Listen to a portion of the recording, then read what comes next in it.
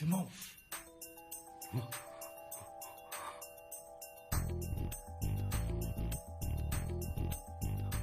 సీటింట్లో మనమేం చేస్తున్నావురా? అక్కడెవరున్నారు? ఎక్కడ్రా? థియేటర్లో. అక్కడేగా అమ్మాయి ఉంది. అమ్మాయి అక్కడ కాదురా, ఇక్కడే ఉందిరా. అమ్మాయి ఎక్కడుందా?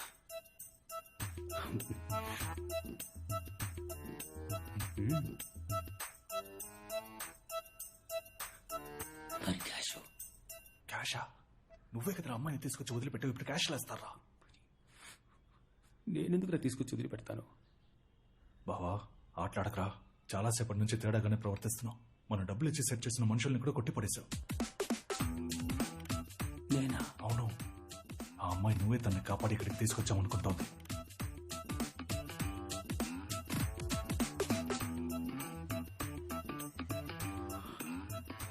నాకేమీ జ్ఞాపకం లేదురా. బావా నాకెందుకో ఆ మంగళం నీ తల మీద బాటిల్తో కొట్టాడు కదా, ఆ రాత్రి నుంచి నీకేదో అయిందనుకుంటా. కొట్టానండి. క్రాక్ అంటున్నావా నన్ను? పొరా క్రాక్. ఈ సినిమాల్లో హీరోలు ఉంటారు చూడు, చాలా మంచోళ్ళుగా, అంత మంచోడుగా ఉన్నావు. ఇప్పుడు కన్ను ఇలా కొట్టుకుంది, నువ్వు ఎప్పట్లా మారిపోయావు. ఎప్పట్లా అంటే నువ్వు నార్మల్ అయిపోయావు బావా.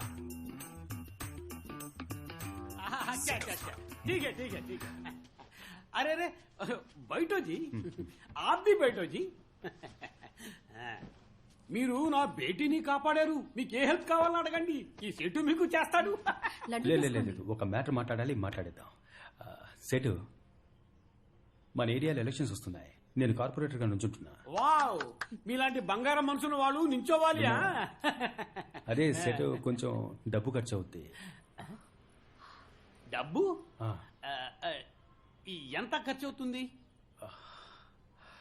ఒక 50 లక్షలు ఖర్చు అవుద్ది. ఇచ్చి హెల్ప్ చేస్తే బాగుంటుంది. అరే బాప్ రే బాప్, 50 lakhs. డాక్యుమెంట్స్ ఏమైనా ఉన్నాయా? అరే డోంట్ వరీ బేటా, పాప రెడ్యూస్ చేస్తాను, ఇంట్రెస్ట్ లో బాగా రెడ్యూస్ చేస్తాను. సెటు, నా దగ్గర డాక్యుమెంట్ ఉంటే నిన్నెందుకు హెల్ప్ చేయమంటాను? అరే 50 లక్షలు పెద్ద అమౌంట్ బేటా. డాక్యుమెంట్ ఇచ్చినా సేట్జీ డబ్బు ఇస్తున్నాడు కదా, ఆ భగవాన్ కి అందుకు ధన్యవాద్ చెప్పు. చుప్ రహో బేటే. డబ్బు తప్ప ఈ సేట్జీని ఇంకేం కావాలని అడగండి, చేస్తాడు. ఎలక్షన్ లో నుంచుంటున్నా, కుటుంబం అంతా వచ్చి నాకే ఓటేయండి. శుక్రియా, అది సేట్జీ ఫ్రీగా చేస్తాడా? ఏక్ మినిట్. లడ్డూ కావో, ప్యూర్ ఘీ. ఆభి కావోనా? బాబా నిజంగా నేనే తనని కాపాడాను. నేను చేసిన పర్ఫార్మెన్స్ కి క్యాష్ లడ్డులా ఈ పాటికి చేతికి అందేదిరా. అంతా పాడు చేసి నేను చేశానని అడుగుతున్నా. రేయ్, నువ్వు నేను కుక్కలా తిరిగాను డబ్బు కోసం, ఆ తర్వాత కిడ్నాప్ ప్లాన్ వేశాం. మరి నేనేందుకు పాడు చేస్తాను రా? ఓ, అయితే నేను పాడు చేశానంటావా?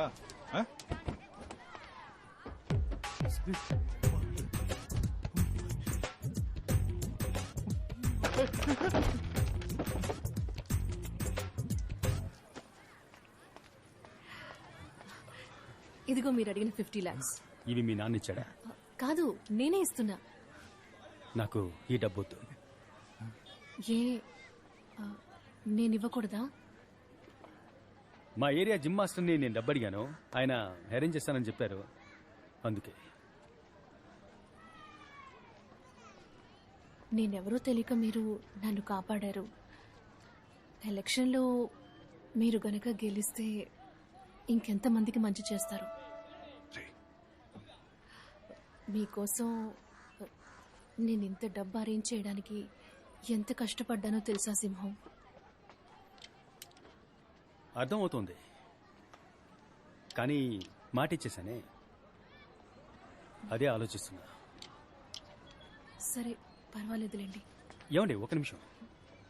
వాసు, ఆ డబ్బు తీసుకో, లెక్క రాసించు, తర్వాత మాస్టర్తో చెప్పు, ప్రజా సంక్షేమానికి ఎప్పుడైనా డబ్బు కావాల్సి వస్తే అప్పుడు అడుగుతానని. సరేనా?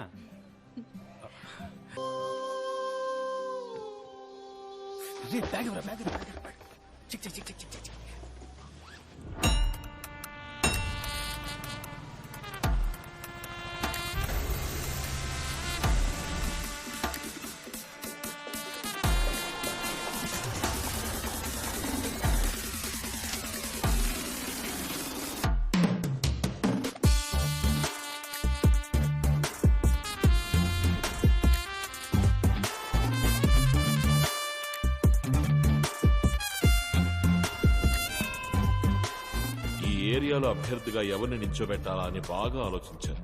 ఒక మంచి నాయకుడు తానుగా ముందుకు రాకూడదు, నేనే నాయకుడినని. కానీ స్పష్టంగా తెలియాలి వీడే నాయకుడు అని. ఒక అడవికి ఎవరు రాజు అని ఆలోచిస్తే సింహమే రాజు. ఈ రోజు వాడి ముద్దు ముద్దు మాటలు వినడానికి నేనే ఆతృతగా ఎదురు చూస్తున్నా. రాసు పైకి రా.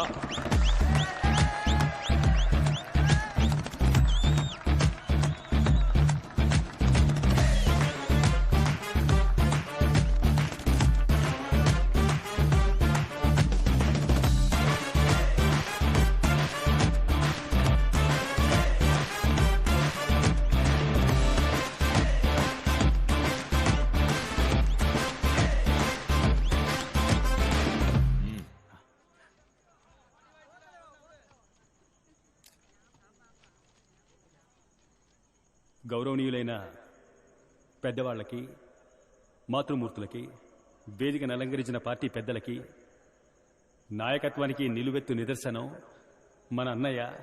నమస్తే అన్నగారు.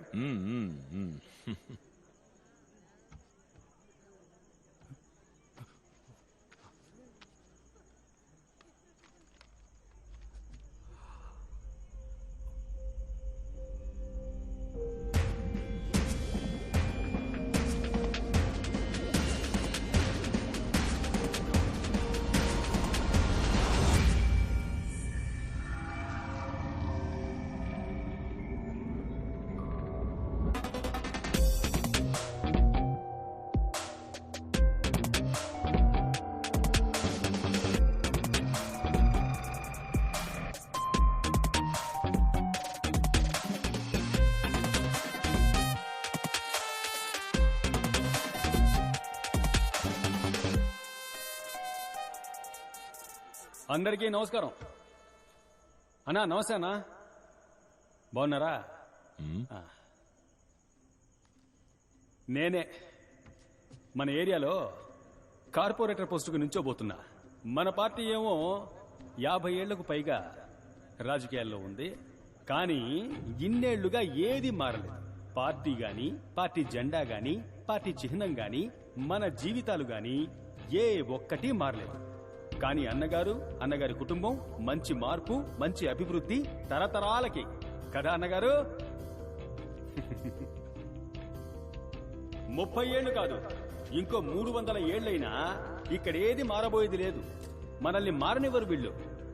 మనలో మార్పు రానివ్వకుండా మనల్ని జాగ్రత్తగా చూసుకుంటారు. ఎందుకంటే మనం ఎదిగితే అది వీళ్ళకు మంచిది కాదు. ఏంటి కోపమా? ఆవేశము విడిచి మూలకెళ్ళి నుంచోండి. మనం ఆశించే రాజకీయం వీళ్ళకి అర్థం కాదు. కానీ వీళ్ళు ఆచరించే రాజకీయం ఏమిటంటే, ఓ 2 కుల పెద్దల విగ్రహాల్ని ఆవిష్కరించి కులాల్ని కాపాడుకోవడం, మన ఏరియాలో ఉన్న వీధులకి వాళ్ళ పార్టీ నాయకుల పేర్లు పెట్టుకోవడం, అలా మన చెవుల్లో పువ్వులు పెట్టడం, 5 ఏళ్లకోసారి ఓట్లు అడుక్కోవడం. ఆ తర్వాత మనకేమైనా సమస్య వచ్చిందంటే, అంటే ఈ వరదలొచ్చాయి, తుఫాన్ వచ్చింది, తలదాచుకోవడానికి చోటు లేకపోతే వీళ్ళ దగ్గరికి వెళ్ళి చేతులు చాచాలి. అయ్యా ఏదో ఒకటి చేయండి అయ్యా, పిల్లా పాపాలతో రోడ్డున పడ్డామని. వీళ్ళంతా దాన కర్ణులు కదా.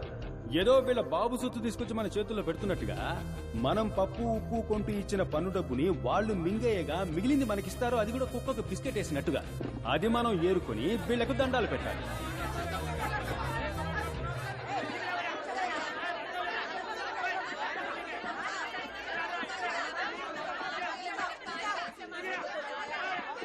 మీ కోపం చల్లారిందా? కూర్చోండి. నేను మాట్లాడేది మీకోసం కాదు, తెల్ల బట్టలు వేసుకుని మనసులు మురికిగా ఉన్న మీకోసం కాదు. మిమ్మల్ని నమ్ముకుని మీ ఇంట్లో ఉన్నారే మీ పిల్లా పాపలు, రేపటి తరం, వాళ్ల కోసం మాట్లాడుతున్నాను, అర్థం చేసుకోండి.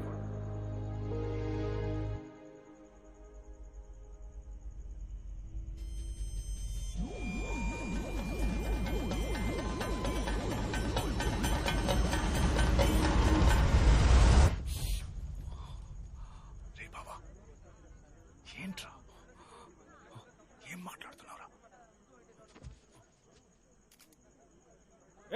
నేను ఇందాక నుంచి చూస్తూనే ఉన్నాను. ఏంటి వచ్చినప్పటి నుంచి అన్నగారి గురించి, పార్టీ గురించి తప్పుగా మాట్లాడుతున్నావు? ఆధారం ఉందా నీ దగ్గర? నీకు టికెట్ ఇచ్చిన తర్వాత ఇది అవినీతి పార్టీ అయిపోయిందా?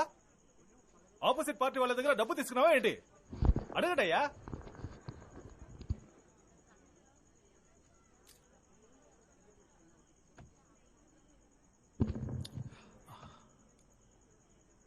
కాకికి గుడ్లగూబతో వైరం, గుడ్లగూబకి కాకితో వైరం. ఈ కాకికి గుడ్లగూబకు సెట్ అవ్వదంట. ఈ గుడ్లగూబ ఏం చేస్తుందంటే, రాత్రుళ్ళు కాకుల కళ్ళు కనిపించవు కదా, కాకి గుడ్లన్నీ గుటుకున మింగేస్తుంది. అదేవిధంగా ఈ కాకి ఏం చేస్తుంది, పగటిపూట గుడ్లగూబ గూటికి వెళ్లి అది పెట్టిన గుడ్లన్నిటినీ గుటుకున మింగేస్తుంది. ఇక్కడ అదే జరుగుతుంది. ఇదే చోట ప్రతిపక్ష నేతలు వచ్చి నా అన్నగారి గురించి ఇదే విధంగా చెప్పి మీ చెవుల్లో పువ్వులు పెడతారు. వాళ్ళేమేం ఊహించుకొని చెప్తారో అవన్నీ ఇందాక మీతో నేనే చెప్పాను.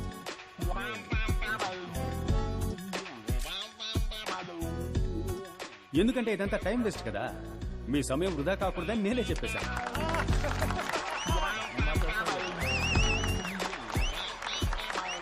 పచ్చకామెలు వచ్చినోడికి లోకమంతా పచ్చగా కనిపిస్తుందట. అదే విధంగా ఈ అవినీతి పరులకి తమ కళ్ళతో చూస్తే అంతా అవినీతిగానే కనిపిస్తుంది. సమయం సరిపోతుందా వాళ్ళు చేసిన అవినీతి గురించి చెప్పాలంటే? నన్ను లిస్ట్ చేసి ఇవ్వమంటారా? అన్నగారు, నేను విషయం చెప్పబోతున్నాను, దయచేసి నన్ను ఆపకండి. ఈ విషయం చెప్పే తీరాలి. ఓ 2 రోజుల ముందు అన్నగారిని కలవడం కోసం వెళ్ళాను. అప్పుడు ఆయన నా దగ్గరికి వచ్చి చెవిలో చెప్పారు, సింహం ఏ లేదు, ఖర్చులకు ఒక 50 కావాలి, ఇస్తావా? నేను ఒకరికి ఇస్తానని మాటిచ్చాను అని అడిగారు. అన్నగారు దయచేసి మీరు అడ్డుపడకండి. మీరెవరో ఈ ప్రజలకు తెలియాలి. అన్నగారు, మీరు మౌనంగా ఉండాలని నేను ఆజ్ఞాపిస్తున్నాను. అన్నగారు 50 అడిగారు. ఏంట్రా ఇది, అన్నగారు 50 అడిగారే, నా దగ్గర నిజంగా డబ్బు లేదు, ఏం చేయాలో కూడా అర్థం కాల. ఎలాగో కింద మీద పడి ఒక 50 మోపు చేసి అన్నగారికి ఇచ్చాను. అప్పుడు ఆయన ఏం చెప్పి తీసుకున్నారో తెలుసా?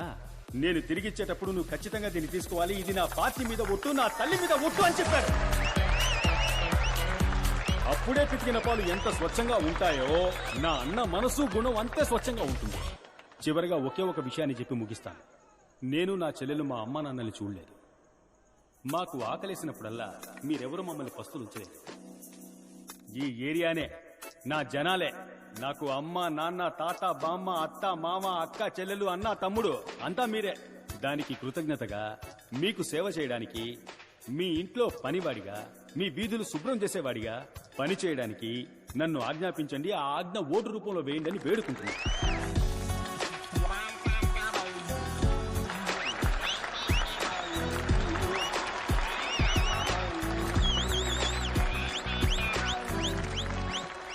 బావా, ఆ రోజు సేటు కూతురిని కిడ్నాప్ చేసినప్పుడు ఇలాగే మారిపోయావు.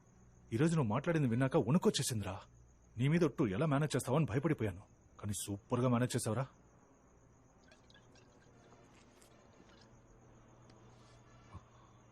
ఎన్నేళ్ల కలరా ఇది. అన్నీ కలిసి వస్తున్న సమయంలో నాకే ఎందుకు ఇలా జరగాలి? నా పరిస్థితి ఎలా ఉందో తెలుసా? ఎవడో ఒకడు నాలోనే ఉన్నాడు, నా ద్వారానే మాట్లాడుతున్నాడు, నన్ను వాడుకుంటున్నాడు, నా జీవితంతో ఆడుకుంటున్నాడు. ఏమంటున్నావురా? అర్థం కాలేదా? ఒక్క ముక్క అర్థం కాలేదు. బావా, me staying inside me, talking through me, using me, but అయ్యా torturing Meera. Where is Meera? బావా, ఎందుకన్నా మంచిది డాక్టర్కి చూపిద్దాంరా.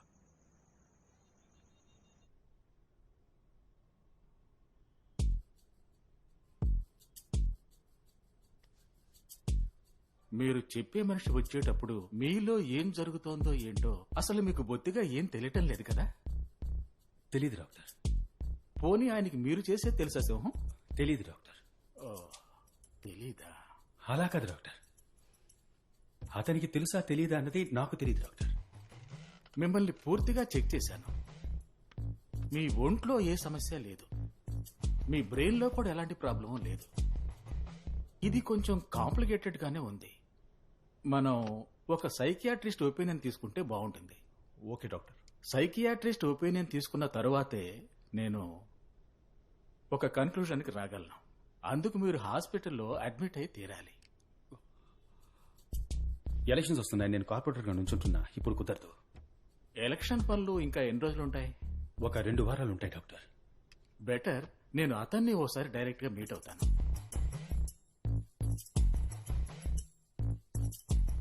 నేను ఎలక్షన్స్ అయిపోగానే నేను అతను కలిసే వస్తాను డాక్టర్.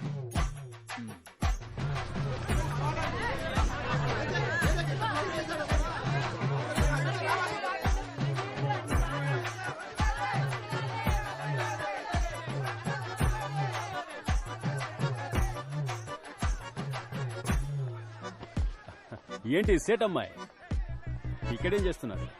నా పేరు సేటమ్మాయి కాదు, కామాక్షిక. మళ్ళీ కలుద్దాం కామాక్షి. బాయ్.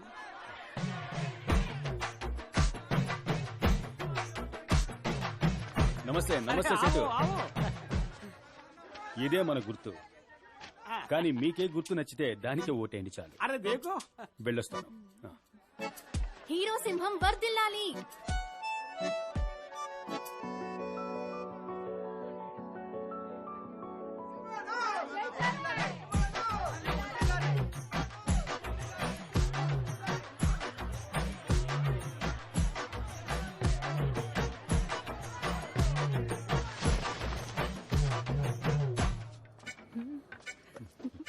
కాజు కత్లీ థ్యాంక్స్. మొత్తం మీకనే తెచ్చాను. అప్పుడు చాలా థ్యాంక్స్. అక్క ఏమైనా తింటారా మీరు?